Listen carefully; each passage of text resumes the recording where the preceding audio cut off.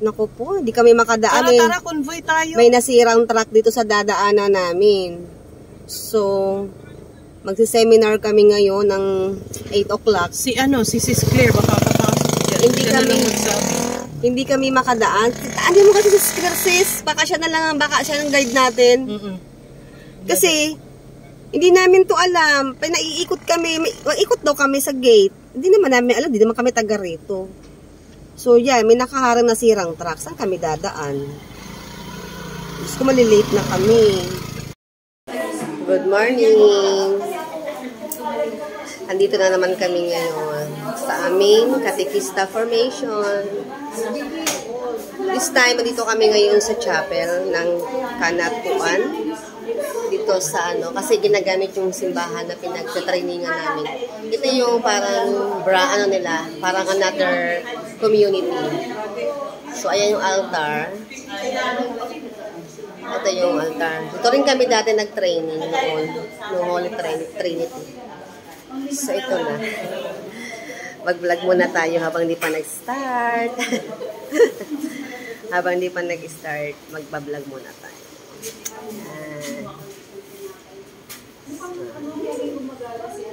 Ayan.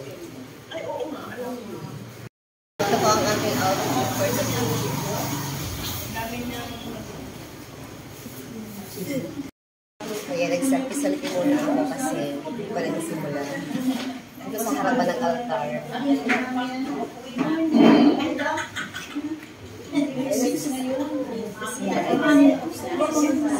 Ang house is pa nagsimula kaya nagsalpi-salpi.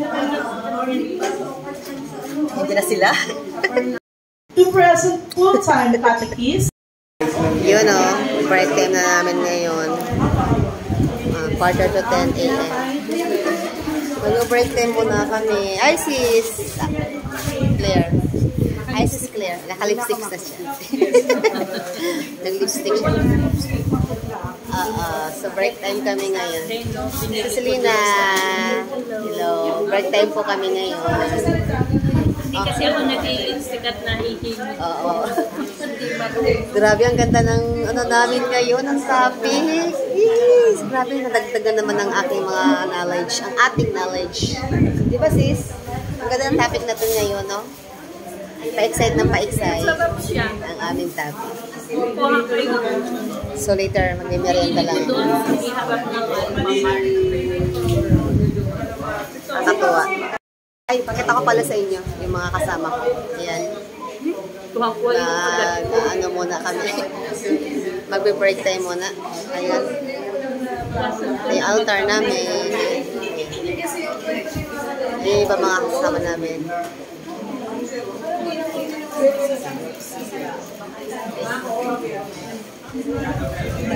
Later ulit.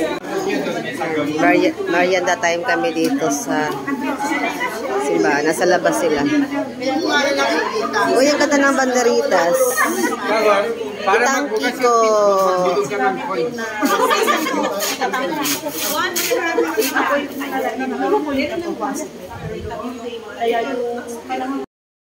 Pakita ko po sa inyo yung chapel dito sa barangay Kantukan. Ano ba barangay ito? So yun, ipapakita ko nga sa inyo yung aming pinagtitrainingan namin na chapel dito sa Kanutuan. Dito kami ngayon nagkapag-training. Ang ganda ng chapel nila dito. Pangalawang training na namin to dito. Dito sa chapel, meron ditong basketball court. Ayan. Ay, pakita ko nga pala sa inyo. Kanutuan, Barangay San Francisco ito. Pakita ko sa inyo. Ayan. Barangay San Francisco Annex. So, ito yung basketball court nila. Ayan yung kotse ko. Ito yung basketball court. Katabi lang nito ang chapel. Ito. Itong Kanutuan, Barangay San Francisco. So, ito yung chapel. Ayun yung cruise. Ayun yung cruise. General Trias pa rin ito. Ayan. Break time lang namin ngayon, kaya nakapag-vlog-vlog ako. So, ito yung mga kasama ko. Chapel to.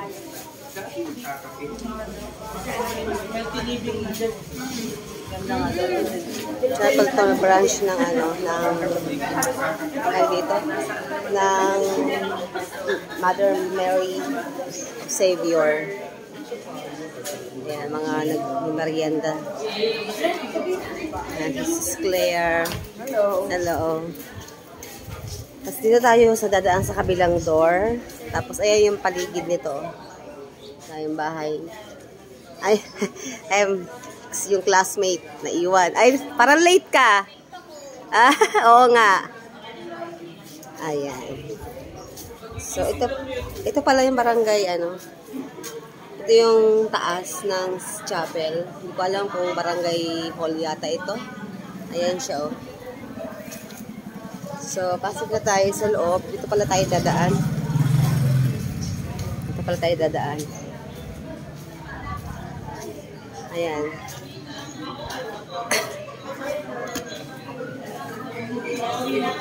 Oh. Ito yung pinakaharap ng altar.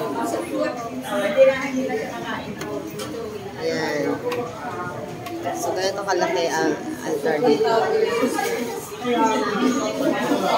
Mabuti nga meron silang chapel. Sa Gog walang chapel. Ayan. Ito yung topic namin kanina. Ito yung natapos na. Ay, ito yung magiging topic namin. May workshop.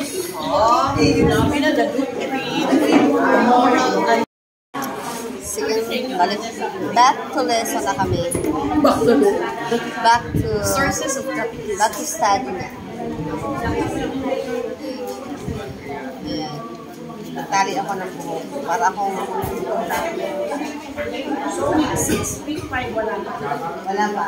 Ay, paano tayo may ganyan? Wala. Edward! Ay, dasa na lang mag-isa ba? Lahat po, siksik nyo po yung sarili nyo. Hindi na makarating kayo sa labas. Isog pa po. Yung iba pwede po dito sa harap kasi hindi po kasya dito. Hanggang doon lang po kay Nanay Ana. Dito po, dito. Kaya mo sa Kaya nga, sige po. Ito po, isog po kanti dito ate. Yan.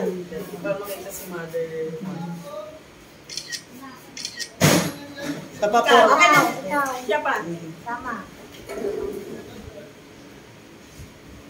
Meron pa po ba naiwan doon? Sugati Ikaw mo, wala. Joy. Ikaw ang wala. Alam mo, maiksi yung braso ko. Wala ka. Ay,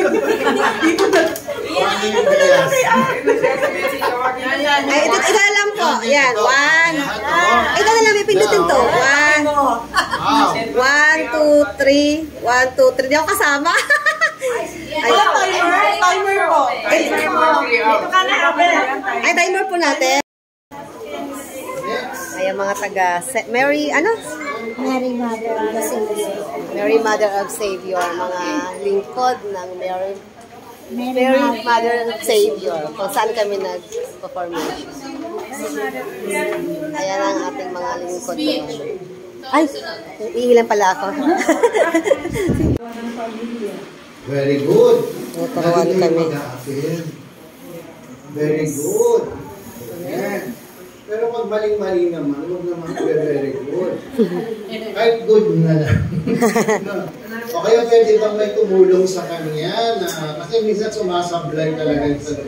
Pero as much as possible, huwag tayong nagre-reject ng mga iwasan natin. Kasi feeling ng bata, wala siyang kwenta.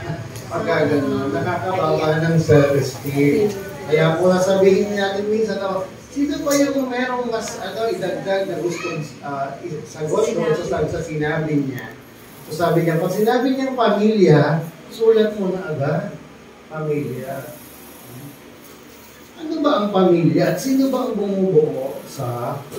Nagde-demo na po ako sa inyo. Pamilya. Sige po, si Claire. Nanay, tatay, lolo. Isa-isa. Napakadami. Isa-isa muna para makasagot din yung ibang mga. Nagde-demo. Demo. Nanay. Susulat naman. Bukod sa nanay, sino pa? Tatay. Susulat naman. Tapos sino pa? Kuya, ate. Sinasabi ko kanina, walang sasagot ng sabay. Sabay. Mga bata mo, nakakalimutan nyo na. O mga bata. O, bukod kay nanay at tatay, sino pa? Yes. Mga bata. Kuya, meron pa ba? Tita. Sila sa pamilya. Magulang. Nanay at si tatay, ang mga magulang. Kunwari lang. Lalagyan ng chalk sa ilalim ng chalkboard. Opo. Minsan po nilalagay po yung illustration board and may mga paper clips po na malalaki. I-clip nyo lang po yung poster nyo, picture nyo sa illustration board. Pwede na po ilagay doon. Makikita na nila. Okay? Every time na meron po tayo mga pictures of visual aids, lalagay niyo po lagi ng tape sa likod. Tignan niyo po ito. Kahit Manila paper o cartolina. Never po kayong kukuha nito, iti-tape niyo, tapos ididikit niyo. Kaya kita niyo ang dadaming dumi ng mga whiteboard at chalkboard. Nalagyan daw ng Kasi dahil tape. doon. Halimbawa po ito, Nalagyan ng tape. masking tape lang po, sapat na.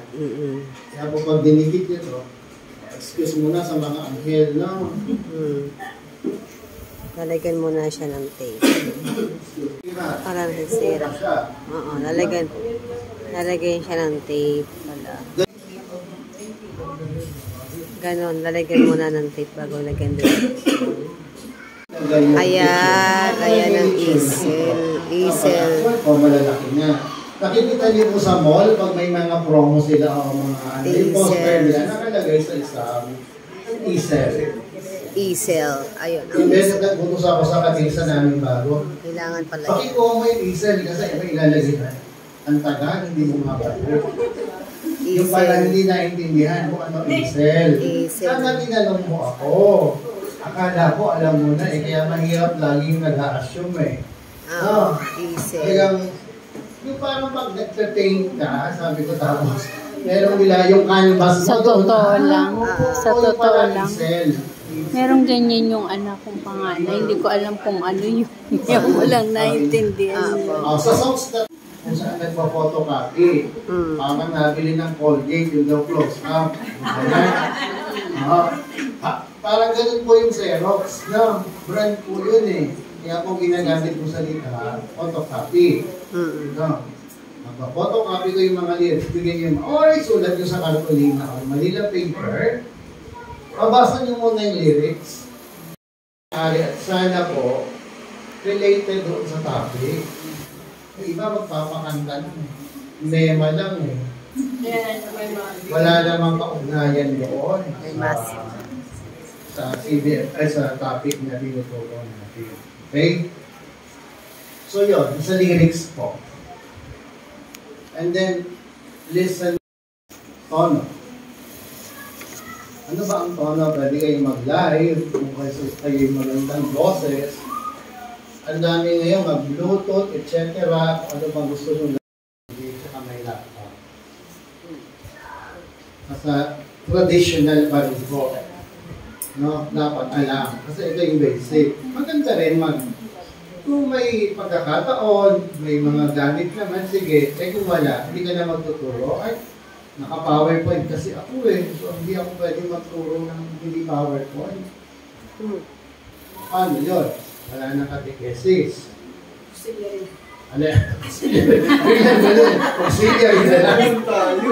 Yan ang natutunan nyo sa akin eh. Nalulungkot ako eh. Parang yun lang natutunan nyo pagiging auxiliary eh. Auxiliary ka na. Yun lang naman po. No? Pero kung medyo youth o adult po yung audience nyo, pwede pong sabihin, pag tumahimik tayo, sandali, pag nilayan natin yung mensahe, no? Awit. Pwede po yan pag medyo ano yan. Pero pag bata, huwag nyo nung pagnilay-nilay, mga bata pa yan. Pag yun, adult. Tapos, pwede nyo rin po ulitin po video. Okay? Last na, how to tell stories na tayo. Parang ang aga natin. Anong oras na po sa inyo? 2? 2:10. 3, tapos tayo. Ewan ko kung pauwiin tayo. So, how to tell stories na po. Paano maalit at para matuto.